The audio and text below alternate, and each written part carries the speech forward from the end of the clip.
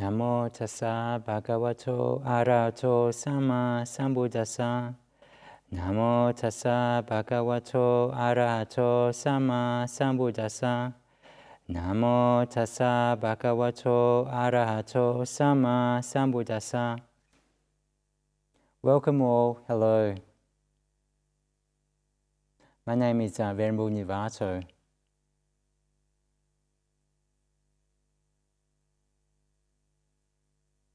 Imagine that you come home and in front of your house is a large, smelly pile of manure, also known as poo or shit or dung.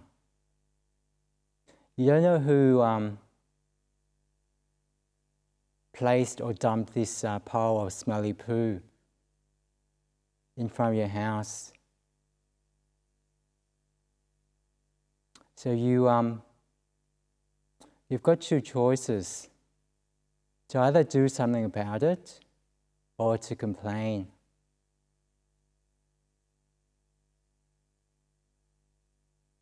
So the pile of manure stands for any difficulties, any problems, any challenges that you may have in life. So we can either complain about the issue, the situation at hand, or we can do something about it. It may mean we do nothing. But in this case, because the manure is so smelly, we decide to do something about it. So we take out the garden fork, we take out the spade, we take out the wheelbarrow, take it all to the pile of manure.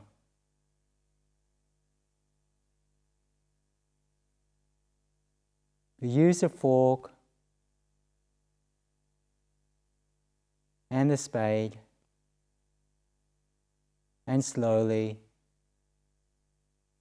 place manageable amounts of manure into the wheelbarrow, and we wheel it to various parts of the front garden and the back garden and dig it into the soil. The work is tiring, it may be hot as well, you're sweating, the stench is so high, so smelly. But you've decided to actually not complain and just get on with the work and even put a little joy into the work. Smile. After a while, it gets a bit easier.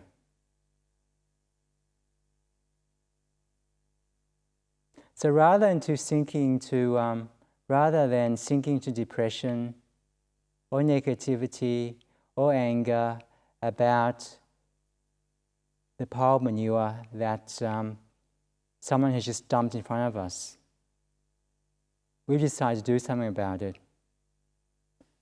We decided to actually get our hands dirty and resolve the problem as best as we could, as best as we can.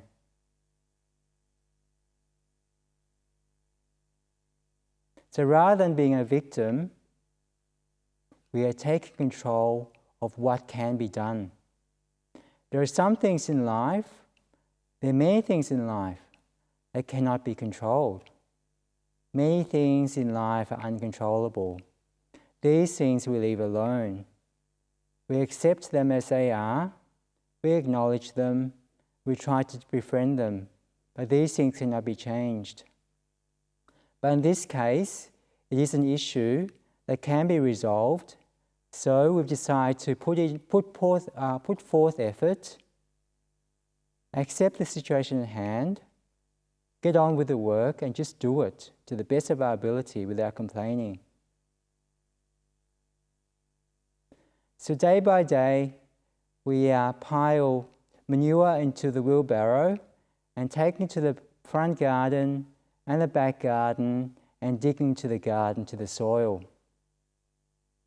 Some days we're able to manage only half of a wheelbarrow, other days 1 or 2, depending on our motivation that day, depending on our energy levels that day, and also the time we have on that day as well.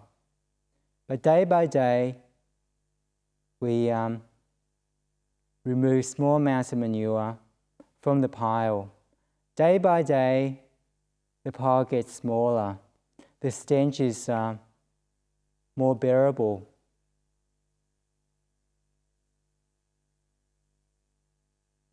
It may take several years, but eventually, we look at the pile one day and it's gone. The stench is not there anymore. And a miracle has happened. Wherever we've dug the manure into the soil of our heart, of our mind, the qualities of patience, of tolerance, of diligence, of compassion for ourselves and others, of empathy. These are the flowers that have sprung from the place in the garden where we've used the difficulties of our life as fertilizer for the garden of our heart. Passers-by enjoy these beautiful colors in the flowers, these beautiful perfumes, aromas from the flowers. We have developed these qualities through working with our problems and not complaining. By doing so, we've developed these qualities and are able to be of help, be of inspiration to those around us. We are now a source of inspiration for others. And what's more, in the corner where there's an apple tree or a pear tree or a mango tree, it is fruiting like never before. It's bursting with fruit, loaded with fruit. Fruit that you cannot buy. It is so sweet, so succulent. And we have enough to share with our family members, our friends, our neighbours, our co-workers. The fruit stands for the fruit of our practice, the practice of working through our difficulties. The fruit is the wisdom we've gained from working with the problem. And we are able to share freely this wisdom we've acquired through perseverance, through patience, through compassion, through acceptance, through tolerance. We're able to share this wisdom with those around us. So whenever there's someone around us who needs help, they know we've been there. We've worked through problems, small or large, so we know what they're going through. We can say with truth that we know. And that means a lot for those who are in a difficult situation. For to be with someone who's been there and who can give them the encouragement to slowly work through any issues in life that they may have. And also, whenever we work through a big problem, there's a sense of satisfaction and a sense that whenever we have problems in future, we can draw on this inner strength, this experience in resolving problems. This experience in drawing on qualities that we've developed, so that in future, whenever we have an obstacle, we know we can do it again to solve anything that life throws at us. We are here because of our karma. We have been reborn because of causes and conditions. Through cause and effect, we are still in samsara. So there will be suffering. As a result, difficulties in life, difficulties in samsara, birth, old age, sickness, death. These are certainties. These may and will cause problems for us.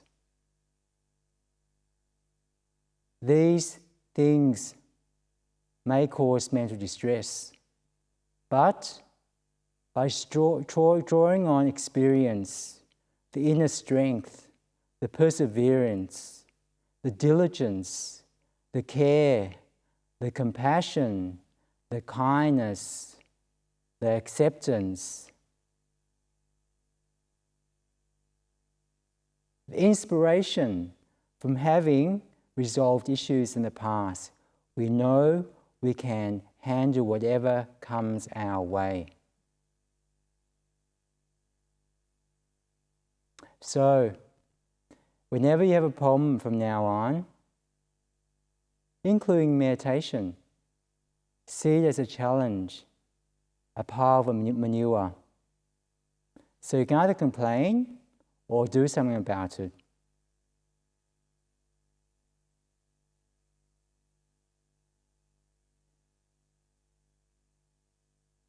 In meditation, if there are issues, it is due to the 5 hindrances. Wanting, also known as desire or lust, whether for sensual desires or even for good meditation. These are all forms of wanting. So, is this first hindrance an obstacle for you? If it is, investigate. Work out what the wanting is and why you have it.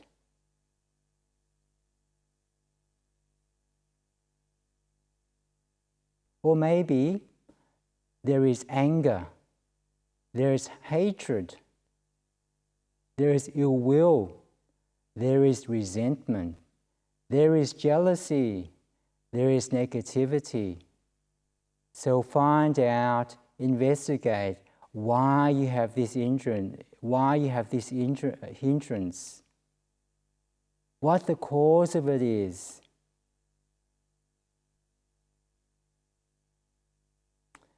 If you have sloth and torpor, or drowsiness and sleepiness, then find out why as well. Maybe it's because of the posture you're adopting when you're meditating. So try to adopt different postures. Maybe eat on a very light stomach. Well, let me rephrase that. Meditate on a very light stomach or an empty stomach. you find that maybe by doing this, there'll be no drowsiness, no sleepiness. Maybe the hindrance is restlessness, or worry. Is it because you've been using your mind a lot, working very hard, or you're not working very hard, distracting yourself by doing one activity followed by another? Fair enough if you have a very busy work schedule, but if you're very busy in your mind through recreation, just distracting yourself, reading, listening to music, going to see a movie, going on the internet, whatever, causing so many thoughts, so much activity, mental activity. You know how to put a stop to the restlessness by reducing the mental activity, by reducing the distractions, by simplifying your life. If you're worrying a lot or there's a lot of remorse, maybe it's due to not keeping the precepts, by not being unkind, by being unkind to yourself and to others, by worrying about the future, by reflecting on the past, what's gone wrong. It's pointless. So you know what the cause is. Keep your precepts. Be kind. Make peace. Be gentle. Be patient.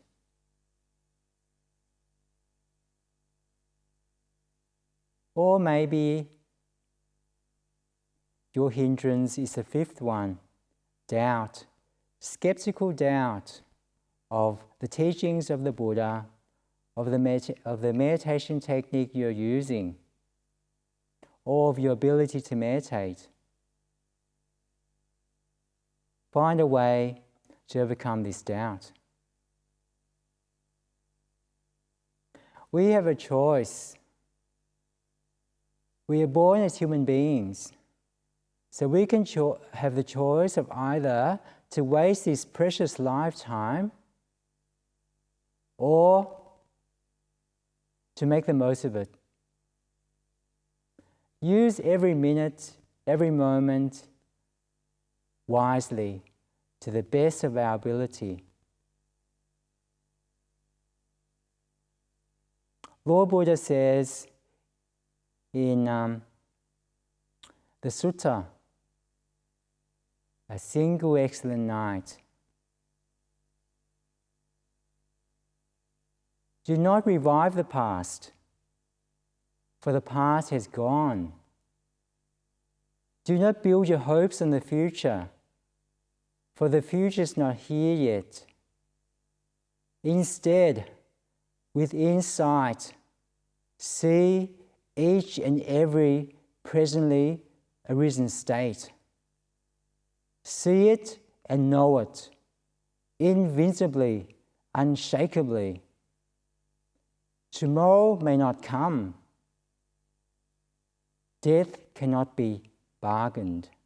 Mortality cannot be bargained. So, instead, with insight, see each and presently arisen state. See it and know it, invincibly, unshakably. So Lord Buddha is encouraging us to basically just be in the present moment, focus on the present moment.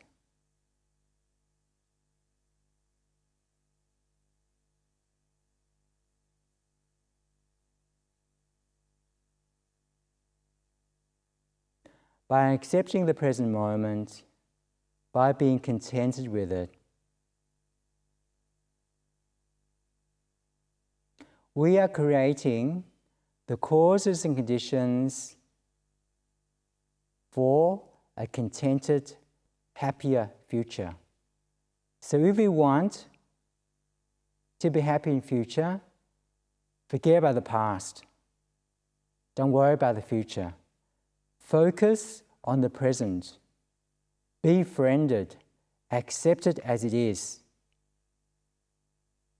Be contented with it. Spend quality time with it. It is only through being contented with the present moment that the right causes and conditions for a happy future will occur. If we neglect the present moment, if we react to the present moment with negativity, then we are creating bad karma for ourselves. Misery will follow us in future, whether it is this lifetime or a future lifetime. So we have the choice to either be contented with what's in front of us, the present moment, or to neglect it, to be discontented with it.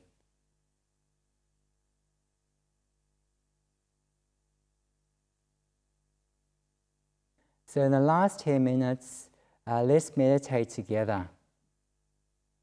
So using the pile of manure, let's turn this pile of manure, let's turn this manure into magnificence. Manure for magnificence. So let's be contented with whatever mind state we have at the moment. Let's be contented with whatever will happen in the next 10 minutes in meditation. If you have a restless mind, that's okay. It's just your causes, conditions. Accept it. Befriend the restlessness.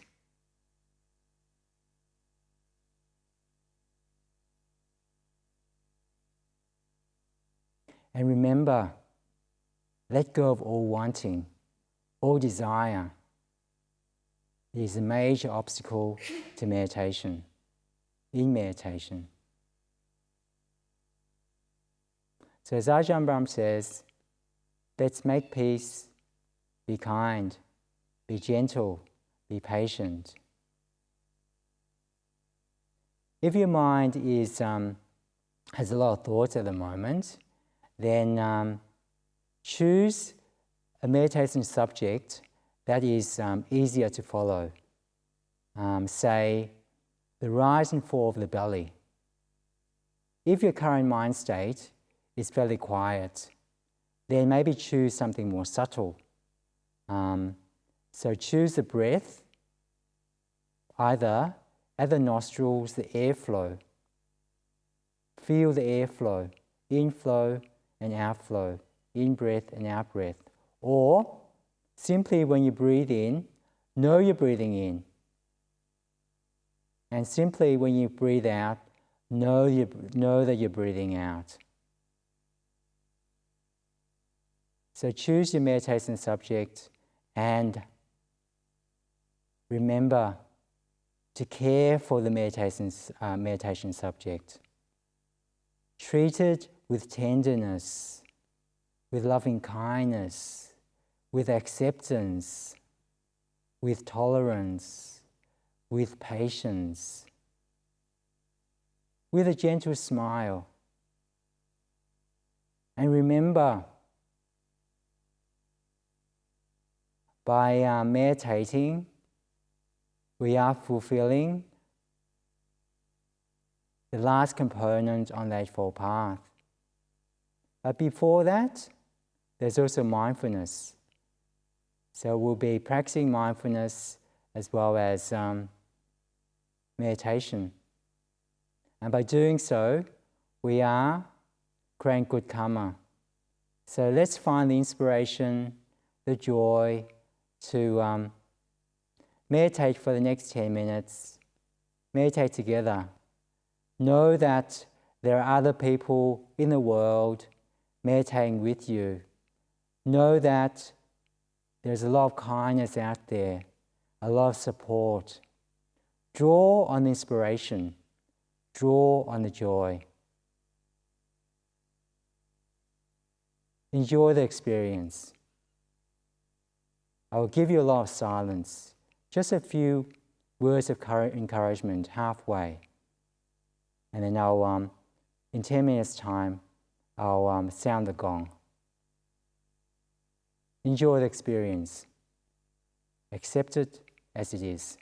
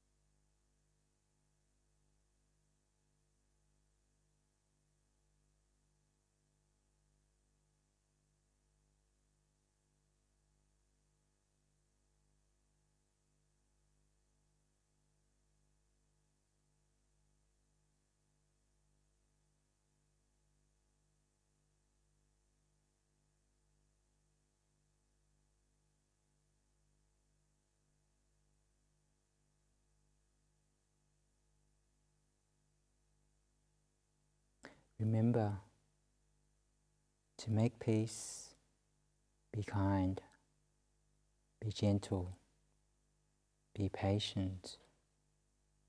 Let go of all wanting. Enjoy this experience, this precious present moment.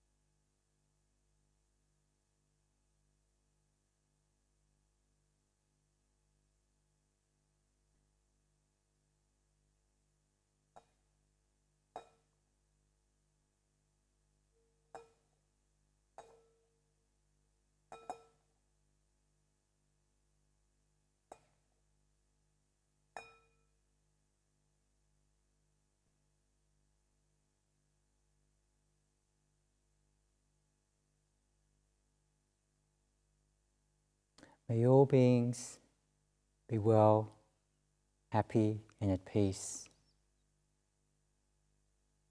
May each one of us follow the Eightfold Path with inspiration, with joy.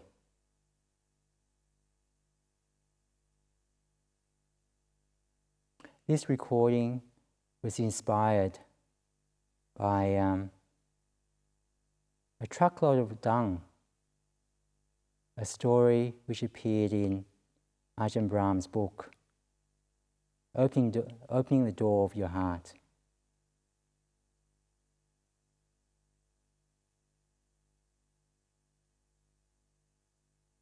Have a lovely day.